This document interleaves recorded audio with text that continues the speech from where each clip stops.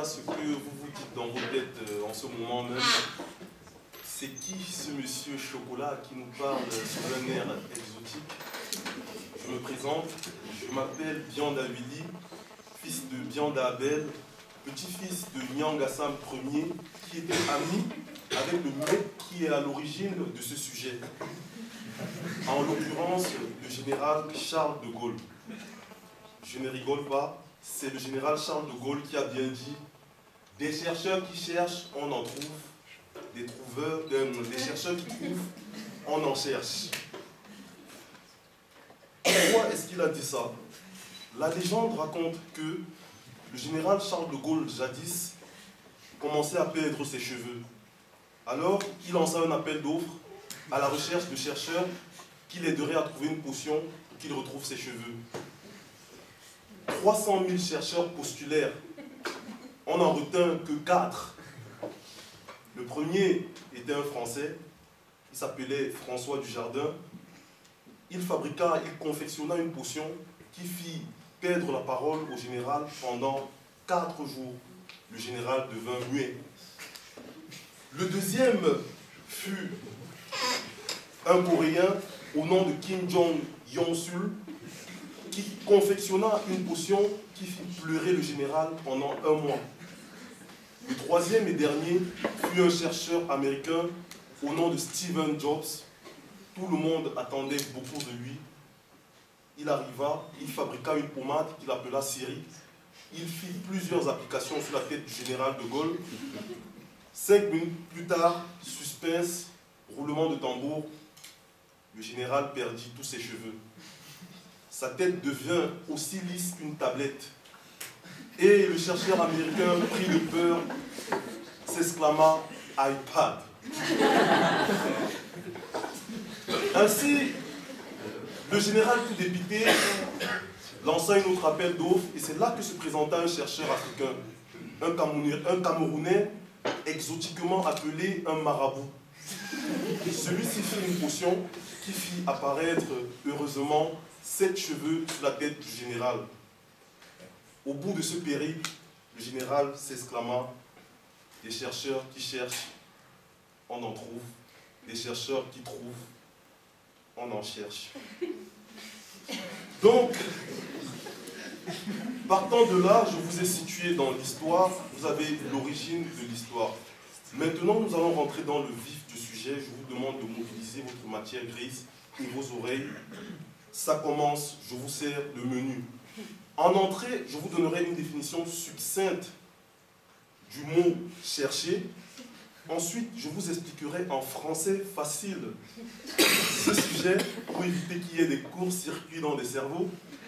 Et pour finir, je vous montrerai que cette phrase est absolument vraie dans 3 domaines de recherche principaux, à savoir la recherche scientifique, la recherche du bonheur, la recherche de logement.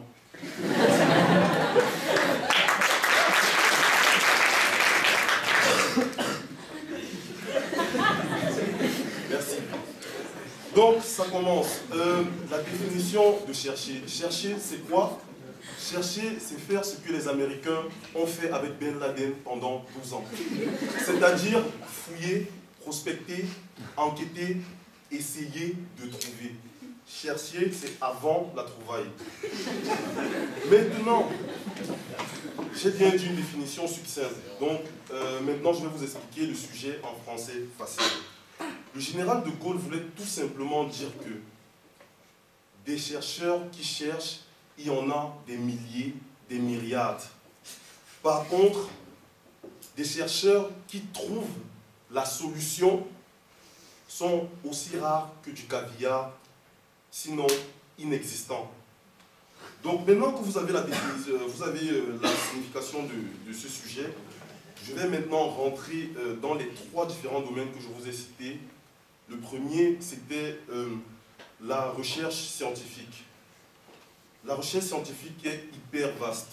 Je n'ai pas le temps de vous administrer un cours magistral de 2 heures. Donc nous allons nous focaliser sur la recherche scientifique qui concerne l'économie et la santé. Donc je vais commencer par la santé. La recherche scientifique qui concerne la santé je vais vous parler d'une maladie qui mobilise nombre de chercheurs, le sida. Aujourd'hui, environ 14 000 chercheurs essayent de trouver le remède au sida. Je peux vous dire qu'ils ont échoué parce que les gens continuent de mourir. Moi, d'ailleurs, j'habite à côté de l'hôpital de la Croix-Rousse et hier encore, j'entendais un mec qui succombait à cette pourriture. Je suis allé vérifier, il avait écrit sur le mur avec son sang « Sida m'a tué ». Il avait fait une erreur sur « tuer ». Ensuite, vous verrez bien donc qu'ils ont cherché, mais qu'ils n'ont pas trouvé. Pourtant, il y avait des milliers de chercheurs.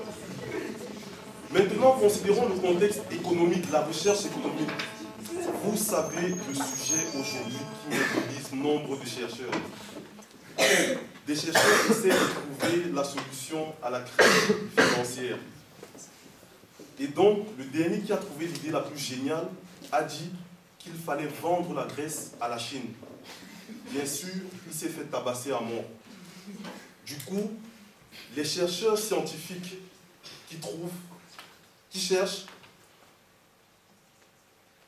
les chercheurs scientifiques qui cherchent, on en trouve, ils sont nombreux, mais les chercheurs scientifiques qui trouvent, on en cherche toujours. Maintenant, attaquons le deuxième domaine de recherche, la recherche du bonheur. Nous sommes tous concernés. Moi-même, je suis un chercheur du bonheur. Vous tous ici. Aujourd'hui, environ 7 milliards de personnes sur la Terre sont des chercheurs du bonheur. Il y en a des milliards. Ils cherchent l'amour. Dixit confère, l'amour est dans les prés. L'amour est aveugle. L'amour ne dure que 3 ans. Il y en a tellement et ils ne trouvent pas. Je vais vous donner une petite statistique pour appuyer mon raisonnement. En France, depuis les 15 dernières années, on a environ 2 millions de divorces et 3 millions de séparations. Les femmes sont à la recherche de l'homme idéal. Que voulez-vous? Je peux être partout.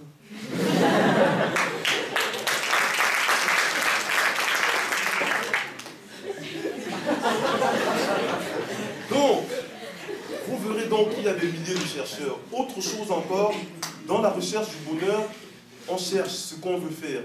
Que va-t-on devenir? Que voulez-vous faire de votre vie? Je vous assure, moi, je cherche toujours. Je suis certain d'une chose, vous aussi, vous êtes à la recherche.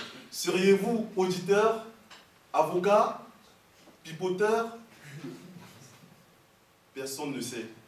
On cherche toujours, on est nombreux, on est des chercheurs qui cherchent, on nous trouve partout, mais ceux qui trouvent, on les cherche toujours. Pour finir, je vais finir avec le dernier domaine, à savoir la recherche de logement. Excusez-moi de prendre ce ton tristounet, mais il est nécessaire. Je vais vous raconter l'histoire de Tristan. Tristan est un étudiant de l'UM Lyon. Il est rentré de son stage, ça fait 3 mois. Tristan est à la recherche d'un logement idéal de 300 € et de 35 mètres carrés. Depuis 3 mois, Tristan est SDF. J'ai rencontré Tristan hier.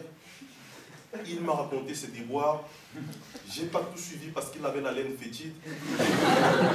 Je lui ai tendu une brosse à dents, mais je peux vous dire que Tristan est triste. Tout ça pour vous dire encore et appuyer à l'aide de statistiques qu'il y a 500 chercheurs de logement en France. Et il y en a 10 millions qui sont logés mais qui cherchent un logement idéal. On en arrive à cette conclusion.